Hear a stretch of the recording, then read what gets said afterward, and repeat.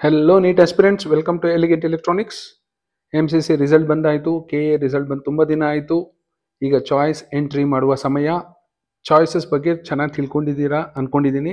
ಆದರೂ ಒಂದಷ್ಟು doubt ಕೇಳ್ತಿದ್ದೀರಾ. Choice 2 ಅವ್ರಿಗೆ ಫೀಸ್ ಕಟ್ಟೋದಕ್ಕೆ ಯಾವತ್ತು ಲಾಸ್ಟ್ ಡೇಟು ಹಾಗೆ ಹೀಗೆ ಅಂತ. ಯಾಕೆಂದರೆ ಈ ದಿನ ರಿಲೀಸ್ ಆದಂಥ KA ನೋಟಿಫಿಕೇಷನಲ್ಲಿ ಚಾಯ್ಸ್ 2 ಅಂತ ಎಲ್ಲೂ ಮೆನ್ಷನ್ನೇ ಮಾಡಿಲ್ಲ. ಆದರೂ ನೀವು ಫೀಸ್ ಕಟ್ಟಲೇಬೇಕು, ಲಾಸ್ಟ್ ಡೇಟ್ಗಿಂತ ಒಳಗಡೆ ಕಟ್ಟಬೇಕು. ಸ್ವಲ್ಪ ಹೆಚ್ಚು ಕಡಿಮೆ ಆದರೂ ಪ್ರಾಬ್ಲಮ್ ಆಗುತ್ತೆ. Don't wait till last date also if you have fixed your mind. Choice 2 ಬಗ್ಗೆ ನೋಡೋಣ. ಯಾಕೆಂದರೆ ಚಾಯ್ಸ್ 1 ತುಂಬ ಜನ ಕಡಿಮೆ ಆಪ್ಷನ್ ಎಂಟ್ರಿ ಮಾಡೋಕ್ಕೆ ಸ್ಟಾರ್ಟ್ ಮಾಡಿರ್ತೀರ. ಚಾಯ್ಸ್ 1 ಅಂದರೆ ನೀವು ಹೋಗಿ ಅಡ್ಮಿಟ್ ಆಗಬೇಕು. ಸೊ ಯಾರೋ ಹೋಗಿ ಈಗ ಅಡ್ಮಿಟ್ ಆಗುವಂಥ ಪರಿಸ್ಥಿತಿ ಇರಲ್ಲ. ನೀವು ಚಾಯ್ಸ್ 2 ಕೊಟ್ಬಿಟ್ಟು ಅಪ್ಗ್ರೇಡೇಷನ್ಗೆ ಹೋಗೋಕ್ಕೆ ಕಾಯ್ತಾ ಇರ್ತೀರ. ಅಪ್ಗ್ರೇಡ್ ಆದರೆ ಅದಕ್ಕಿಂತ ಒಳ್ಳೆ ಕಾಲೇಜಲ್ಲಿ ಸಿಗ್ಬೋದು ಅಂತ. ಕೆಲವು ಜನ 5% ಆರ್ 10% ಜನ ಮಾತ್ರ ಅಂತ ಸೀಟೇ ಸಿಕ್ಕಿದೆ. So I will go with the choice 1 ಅಂತ ಅಡ್ಮಿಷನ್ಗೆ ರೆಡಿ ಆಗಿರ್ತೀರ. ಇನ್ನು ಚಾಯ್ಸ್ 2 ಅಂತೂ ತುಂಬ ಜನ 90% ಅಂತೂ ರೆಡಿ ಆಗಿರ್ತೀರ ಅಂದ್ಕೊಂಡಿದ್ದೀನಿ. ಚಾಯ್ಸ್ 3 ತುಂಬ ಕಡಿಮೆ. ಯಾಕೆಂದರೆ ಮೆಡಿಕಲಲ್ಲಿ ಇಟ್ಸ್ ವೆರಿ ರಿಸ್ಕಿ. ಮತ್ತೆ ನನ್ನನ್ನು ಕೇಳಬೇಡಿ, ಸರ್ ಚಾಯ್ಸ್ 3 ಕೊಡಲ, ನನಗೆ ಕೆಳಗಡೆ ಇರೋ ಕಾಲೇಜ್ ಬೇಕಾಗಿತ್ತು ಅಂತ. Then you have not understood what is priority ಅಂತ. ಪ್ರಯಾರಿಟಿ ಅಂದರೆ ಏನು ಅಂತ KA ಎಕ್ಸ್ಪ್ಲೇನ್ ಮಾಡಿದ್ರು, ತುಂಬ ಜನನೂ ಎಕ್ಸ್ಪ್ಲೇನ್ ಮಾಡಿದರು ನಿಮ್ಮ ಆದ್ಯತೆ ಏನು ಅಂತ. ಆದರೂ ತುಂಬ ಜನಗಳಿಗೆ ಈಗ ನಿಮ್ಗೆ ಸಿಕ್ಕಂಥ ಸೀಟ್ಗಿಂತ ಕೆಳಗಡೆ ಇರೋ ಸೀಟು, ಲೆಸ್ ಪ್ರಯಾರಿಟಿ ಸೀಟ್ ಬೇಕು ಅಂತ ಅನಿಸ್ತಾ ಇದೆ. So it's very risky. So I want suggest any choice in medical counselling. Choice 2 ನಿಮಗೆ ಗೊತ್ತು, the seat allotted in the first round is satisfactory. ನಿಮಗೆ ಸಮಾಧಾನ ಆಗಿದೆ, ನಿಮಗೆ ಸೀಟು ಸಿಕ್ಕಿರುವಂಥ ಸೀಟು ಇಷ್ಟ ಆಗಿದೆ ಫಸ್ಟ್ ರೌಂಡಲ್ಲಿ. ಬಟ್ ಇನ್ನೂ ಉತ್ತಮವಾದ ಸೀಟನ್ನು ಪಡೆಯಲು ಮುಂದಿನ 2ನೇ ಸುತ್ತಿನಲ್ಲಿ ಭಾಗವಹಿಸುತ್ತೇನೆ. You will try your luck in the second ರೌಂಡಲ್ಲಿ ಪಾರ್ಟಿಸಿಪೇಟ್ ಮಾಡಿ ಇನ್ನೂ ಬೆಟರ್ ಕಾಲೇಜ್ ಸಿಗುವ ಚಾನ್ಸಸ್ ಇದೆ ಅಂತ ನೋಡ್ತೀರಾ. ಯಾಕೆಂದರೆ ಎಲ್ರಿಗೂ ಅಷ್ಟೇ, ಇರೋದಕ್ಕಿಂತ ಇನ್ನೊಂದು ಉತ್ತಮವಾದ ಕಾಲೇಜ್ ಸಿಗುತ್ತೆ ಅಂದರೆ ಯಾರು ಬೇಡ ಅಂತಾರೆ. ಈಗಲೇ ನೀವು ಚಾಯ್ಸ್ 1 ಕೊಟ್ಟು ಅಡ್ಮಿಟ್ ಆಗಿ ಇನ್ನೇನು ಅಚೀವ್ ಮಾಡೋಂಥದ್ದು ಏನೂ ಇಲ್ಲ. ಸೊ ಚಾಯ್ಸ್ 2 ಕೊಟ್ಟು ವೆಯ್ಟ್ ಮಾಡಿ. ಅಪ್ಗ್ರೇಡ್ ಆದರೆ ಒಳ್ಳೆಯದು. ಅಪ್ಗ್ರೇಡ್ ಆಗಲಿಲ್ಲ ಅಂದರೆ ನಿಮ್ಮ ಹತ್ರ ಹೋಲ್ಡ್ ಮಾಡಿರೋಂಥ ಸೀಟು ನಿಮ್ಮ ಹತ್ರನೇ ಇರುತ್ತೆ, ಖಂಡಿತ ಇದ್ದೇ ಇರುತ್ತೆ. ಹಾಗಾಗಿ ಏನು ರಿಸ್ಕ್ ಇಲ್ಲ. ಬಟ್ ಚಾಯ್ಸ್ 2 ಕೊಟ್ಟಿರೋರು ಫೀಸ್ ಅಂತೂ ಕಟ್ಟಲೇಬೇಕು. ಫೀಸ್ ಕಟ್ಟಿ ಅಷ್ಟೇ, ಇನ್ನೇನು ಮುಂದೆ ಇನ್ಯಾವ ಕಾರ್ಯಕ್ರಮನೂ ಇಲ್ಲ. ನೆಕ್ಸ್ಟ್ ರೌಂಡ್ಗೆ ಹೋದಾಗ ನೀವು ಪ್ರಯಾರಿಟಿ ಆರ್ಡರ್ ಬೇಕಾದರೆ ಚೇಂಜ್ ಮಾಡ್ಕೋಬಹುದು.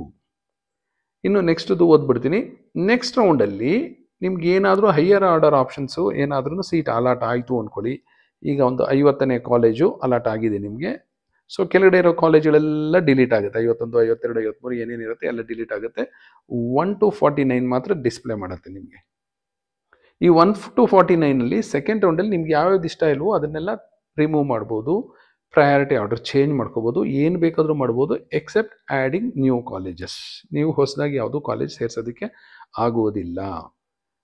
ಸೊ ಈ 1ರಿಂದ 49ರಲ್ಲಿ ನಿಮಗೆ ಯಾವ್ಯಾವ ಕಾಲೇಜ್ ಇಷ್ಟ ಇಲ್ವೋ ಅದು ತೆಗೆದುಬಿಡಿ. ಸರ್ ಅದು ನಾನು ಸಿಗಲ್ಲ ಅಂತ ನಾನು ಅದು ಉಳಿಸ್ಕೊಂಡಿದ್ದೆ ಹಾಗೆ ಹೀಗೆ ಅಂತ ಹೇಳೋಕ್ಕಾಗಲ್ಲ. ಯಾಕೆಂದರೆ ಸೆಕೆಂಡ್ ರೌಂಡಲ್ಲಿ ನಿಮ್ಗೆ ಯಾವುದು ಸೀಟ್ ಸಿಗುತ್ತೋ without any excuses and reasons you should get admitted. ಹಾಗಾಗಿ ನಿಮ್ಗೆ ಯಾವುದು ತುಂಬ ಇಷ್ಟ ಇದೆಯೋ ಆ ಕಾಲೇಜಸ್ ಮಾತ್ರ ಉಳಿಸ್ಕೊಳ್ಳಿ. ಸೊ ಈಗ ನಿಮ್ಗೆ 50ನೇ ಕಾಲೇಜ್ ಸಿಕ್ಕಿದೆ, 50ಕ್ಕಿಂತ ಬೆಟರ್ ಕಾಲೇಜಸ್ ಇರಬೇಕು 1 to 49ನಲ್ಲಿ. ಆ ಥರ ನೋಡ್ಕೊಳ್ಳಿ. 2ನೇ ಸುತ್ತಿನಲ್ಲಿ ಹಂಚಿಕೆಯಾದ ಸೀಟನ್ನು ಪಡೆಯುತ್ತೇನೆ. ಸೊ ನಿಮ್ದು ಯಾವುದೋ 50 ಅಲ್ವಾ, ನೆಕ್ಸ್ಟ್ 25 ಸಿಕ್ತು ಅಂದ್ಕೊಳ್ಳಿ. 25ಗೆ ಹೋಗಿ ಅಡ್ಮಿಟ್ ಆಗಲೇಬೇಕು without any excuses and reasons. ಅದೇ ಬಿಟ್ಟು ನನಗೆ ಫಸ್ಟ್ ರೌಂಡಲ್ಲಿ 50th ಸಿಕ್ಕಿತ್ತಲ್ಲ ಅದೇ ಕೊಡಿ ಅಂತ ಹೇಳೋಕ್ಕಾಗೋದಿಲ್ಲ. ಯಾಕೆಂದರೆ ಅದು ಹೋಲ್ಡ್ ಮಾಡಿ ಇಟ್ಕೊಂಡಿದ್ರೆ 50ದು ಅಪ್ಗ್ರೇಡ್ ಆಯಿತು. ಅಪ್ಗ್ರೇಡ್ ಆದಾಗ ಈ 50th ಸೀಟ್ಗೆ ಇನ್ಯಾರೋ ಕಾಯ್ತಾ ಇದ್ರು, ಅವ್ರಿಗೂ ಹೋಗಿರುತ್ತೆ ಅದು. ಅಟ್ ಎ ಟೈಮ್ ಯಾರ ಹತ್ರನೂ 2 ಸೀಟ್ ಇರುವುದಿಲ್ಲ. ಯಾಕೆಂದ್ರೆ ತುಂಬ ಜನ ಕ್ವಶನ್ ಕೇಳಿದ್ರಿ, ನಾನು ಫಸ್ಟ್ ರೌಂಡಲ್ಲಿ ಇರೋ ಸೀಟ್ ತಗೊಳಕ್ಕಾಗೋದಿಲ್ವಾ ಹಾಗೆ ಹೀಗೆ ಅಂತ. 2ನೇ ಸುತ್ತಿನಲ್ಲಿ ಮೆರಿಟ್ ಆಧಾರದ ಮೇಲೆ ಹೈಯರ್ ಆರ್ಡರ್ ಆಪ್ಷನ್ಗಳಲ್ಲಿ ಯಾವುದೇ ಸೀಟು ಹಂಚಿಕೆಯಾಗದಿದ್ದಲ್ಲಿ ಈಗಾಗಲೇ 1ನೇ ಸುತ್ತಿನಲ್ಲೇ ಹಂಚಿಕೆಯಾದ ಸೀಟೇ ಉಳಿಯುತ್ತದೆ ಎಂದು ದೃಢೀಕರಿಸುತ್ತೇನೆ. ಅಕಸ್ಮಾತ್ ನಿಮ್ಗೆ ಯಾವುದು ಅಪ್ಗ್ರೇಡ್ ಆಗಲೇ ಇಲ್ಲ, 1 to 49 ಯಾವುದು ಸಿಗಲಿಲ್ಲ ಅಂದರೆ 50th ಕಾಲೇಜ್ ಏನಿದು ಸಿಕ್ಕಿದೆಯೋ ಆ ಕಾಲೇಜ್ಗೆ ಹೋಗಿ ನೀವು ಅಡ್ಮಿಟ್ ಆಗಬೇಕು. ಅಭ್ಯರ್ಥಿಗಳು ಈ ಮೇಲಿನ ರೀತಿಯಲ್ಲಿ ನಿರ್ಧರಿಸುವುದಾಗಿದ್ದರೆ ಪ್ರಾಧಿಕಾರದ ವೆಬ್ಸೈಟ್ನಲ್ಲಿ ನಿಗದಿತ ಲಿಂಕ್ನಲ್ಲಿ ಚಾಯ್ಸ್ 2 ಅನ್ನು ಆಯ್ಕೆ ಮಾಡಿಕೊಂಡು 2ನೇ ಸುತ್ತಿನಲ್ಲಿ ಭಾಗವಹಿಸಬಹುದು. So you are happy with the seat, but you will try for upgradation in the next round by paying the fees ಅಂತ ಅರ್ಥ. In simple words, choice 2. ಅಭ್ಯರ್ಥಿಗೆ ಯುಜಿ ನೀಟ್ ಕೋರ್ಸ್ಗಳಾದ ವೈದ್ಯಕೀಯ, ದಂತವೈದ್ಯಕೀಯ, ಹೋಮಿಯೋಪತಿ ಸೀಟುಗಳಲ್ಲಿ 1ನೇ ಸುತ್ತಿನಲ್ಲಿ ಯಾವುದೇ ಡಿಸಿಪ್ಲಿನ್ ಅಥವಾ ಯಾವುದೇ ವರ್ಗದಲ್ಲಿ ಸೀಟು ಹಂಚಿಕೆಯಾಗಿದ್ದರೂ 2ನೇ ಸುತ್ತಿನಲ್ಲಿ ಭಾಗವಹಿಸಲು ಅರ್ಹತೆ ಪಡೆಯಲು ನಿಗದಿತ ಶುಲ್ಕವನ್ನು ಪಾವತಿಸಬೇಕು. ನಿಮಗೆ ಫೀಸ್ ಏನಿರುತ್ತೋ, ಗೌರ್ಮೆಂಟ್ ಕಾಲೇಜ್ ಆದರೆ ಒಂದು ಫೀಸು, ಪ್ರೈವೇಟ್ ಕಾಲೇಜಲ್ಲಿ ಗೌರ್ಮೆಂಟ್ ಸೀಟ್ ಆದರೆ ಒಂದು ಫೀಸು, ಪ್ರೈವೇಟ್ ಕಾಲೇಜಲ್ಲಿ ಪ್ರೈವೇಟ್ ಸೀಟ್ ಆಗಿದ್ರೆ ಒಂದು ಫೀಸು, ಇಲ್ಲ NRI ಕೋಟಾ, ಅದರ್ಸ್ ಕೋಟಾ ಯಾವುದಲ್ಲಿ ನೀವು ಸೀಟ್ ಪಡ್ಕೊಂಡಿರ್ತೀರೋ ಖಂಡಿತ ನೀವು ಫೀಸ್ ಕಟ್ಟಿದ್ರೆ ಮಾತ್ರ ನಿಮ್ಮನ್ನ ಸೆಕೆಂಡ್ ರೌಂಡ್ಗೆ ಅಲೋ ಮಾಡ್ತಾರೆ if you have entered choice 2. ಇನ್ನು ಉಳಿದಿದ್ದು ನೋಡೇ ಬಿಡೋಣ ಏನಿದೆ ಅಂತ. ಅಭ್ಯರ್ಥಿಗೆ UGCET ಕೋರ್ಸ್ಗಳಾದ ಇಂಜಿನಿಯರಿಂಗ್, ಆರ್ಕಿಟೆಕ್ಚರ್ ಎಟ್ಸೆಟ್ರಾ ಮೊದಲನೇ ಸುತ್ತಿನಲ್ಲಿ ಯಾವುದೇ ಡಿಸಿಪ್ಲಿನಲ್ಲಿ ಅಥವಾ ಯಾವುದೇ ವರ್ಗದಲ್ಲಿ ಸೀಟು ಹಂಚಿಕೆಯಾಗಿದ್ದಲ್ಲಿ ಶುಲ್ಕ ಪಾವತಿಸುವ ಅವಶ್ಯಕತೆ ಇರುವುದಿಲ್ಲ. CET ಕೋರ್ಸ್ಗಳಿಗೆ ಯಾವುದಕ್ಕೂ ದುಡ್ಡು ಕಟ್ಟಬೇಕಾಗಿಲ್ಲ, ಫೀಸ್ ಕಟ್ಟಬೇಕಾಗಿಲ್ಲ, only for the NEET courses. ಅಭ್ಯರ್ಥಿಯು ಮೊದಲನೇ ಸುತ್ತಿನಲ್ಲಿ ಇಂಜಿನಿಯರಿಂಗ್, ಆರ್ಕಿಟೆಕ್ಚರ್ ಎಟ್ಸೆಟ್ರಾ ಯೋಗ ಹಂಚಿಕೆ ಮಾಡಿಕೊಂಡು ಒಂದು ವೇಳೆ ವೈದ್ಯಕೀಯ ಕೋರ್ಸ್ಗೆ ಈಗಾಗಲೇ ದಾಖಲಿಸಿರುವ ಆಪ್ಷನ್ಗಳೊಂದಿಗೆ ಎರಡನೇ ಸುತ್ತಿನಲ್ಲಿ ಭಾಗವಹಿಸಲು ಇಚ್ಛಿಸುವುದಲ್ಲಿ ಕಾಷನ್ ಡಿಪಾಸಿಟ್ ಅನ್ನು ಪಾವತಿಸಬೇಕು. ನಿಮ್ಗೆ ಇಂಜಿನಿಯರಿಂಗ್ ಅಲಾಟ್ ಆಗಿದೆ, ಅಗ್ರಿಕಲ್ಚರ್ ಸೈನ್ಸಸ್ ಅಲಾಟ್ ಆಗಿದೆ, ಇಲ್ಲ ಇನ್ಯಾವುದೋ ಅಲಾಟ್ ಆಗಿದೆ ಅನ್ಕೊಳ್ಳಿ, ನೀವು ಚಾಯ್ಸ್ 2 ಏನಾದರೂ ಕೊಟ್ಟರೆ ಅಲ್ಲಿ ನೀವು ಫೀಸ್ ಕಟ್ಟೋದಿಲ್ಲ. ಬಟ್ ನೀವು ಸೆಕೆಂಡ್ ರೌಂಡ್ ನೀಟ್ ಕೌನ್ಸಿಲಿಂಗಲ್ಲಿ ಏನಾದ್ರು ಪಾರ್ಟಿಸಿಪೇಟ್ ಮಾಡಬೇಕು ಅಂತಿದ್ರೆ ಇಂಜಿನಿಯರ್ ಸಿಕ್ಕಿರುತ್ತೆ, ಬಟ್ ನಿಮಗೆ ಸೆಕೆಂಡ್ ರೌಂಡಲ್ಲಿ ಮೆಡಿಕಲ್ ಸಿಗುತ್ತೆ, ಡೆಂಟಲ್ ಸಿಗುತ್ತೆ ಅಂತ ಏನಾದರೂ ಆಸೆ ಇಟ್ಕೊಂಡು ಸೆಕೆಂಡ್ ರೌಂಡ್ ಪಾರ್ಟಿಸಿಪೇಟ್ ಮಾಡಬೇಕಾದ್ರೆ ಕಾಷನ್ ಡಿಪಾಸಿಟ್ ಪೇ ಮಾಡಲೇಬೇಕು. ಕಾಷನ್ ಡಿಪಾಸಿಟ್ ಯಾವಾಗ ಪೇ ಮಾಡಬೇಕು, ಏನು ಮಾಡಬೇಕು ಅಂತ ನೋಟಿಫಿಕೇಶನ್ ರಿಲೀಸ್ ಮಾಡ್ತಾರೆ. ಸೆಕೆಂಡ್ ರೌಂಡ್ ಸ್ಟಾರ್ಟ್ ಆಗೋ ಟೈಮಲ್ಲಿ ಮಾತ್ರ ನೀವು ಕಾಷನ್ ಡಿಪಾಸಿಟ್ ಕಟ್ಟಬೇಕಾಗುತ್ತೆ. This is only for medical. Dental, homeopathy ಸೀಟುಗಳಿಗೆ ಕಾಷನ್ ಡಿಪಾಸಿಟ್ ಅನ್ನು ಪಾವತಿಸುವ ಅವಶ್ಯಕತೆ ಇರುವುದಿಲ್ಲ. ಫಸ್ಟ್ ರೌಂಡಲ್ಲಿ ಹೋಲ್ಡ್ ಮಾಡಿಕೊಂಡು ಎರಡನೇ ರೌಂಡಲ್ಲಿ ನೀವು ಪಾರ್ಟಿಸಿಪೇಟ್ ಮಾಡ್ತೀರಾ. ಹೈಯರ್ ಆರ್ಡರ್ ಆಪ್ಷನ್ಗಳನ್ನು ಮಾತ್ರ ಸೀಟು ಆಯ್ಕೆಗೆ ಪರಿಗಣಿಸಲಾಗುವುದು. 51, 52, 53 ಇವ್ಯಾವನ್ನು ಕನ್ಸಿಡರ್ ಮಾಡೋದಿಲ್ಲ.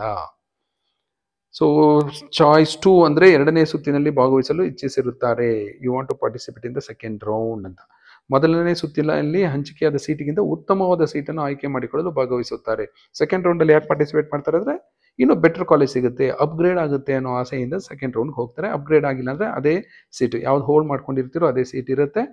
ಅಪ್ಗ್ರೇಡ್ ಆದರೆ ಇನ್ನೊಂದು ಅದಕ್ಕಿಂತ ಬೆಟರ್ ಕಾಲೇಜ್ ಸಿಗುತ್ತೆ, ಅಲ್ಲೋಗಿ ಅಡ್ಮಿಟ್ ಆಗಬೇಕಾಗುತ್ತೆ. ಇನ್ನೂ ಒಂದು ಕ್ವಶನ್ ನೆಕ್ಸ್ಟ್ ಕೇಳ್ತೀರಾ, ಸರ್ ಮತ್ತೆ ಫೀಸ್ ಕಟ್ಟಬೇಕಾ ಅಂತ.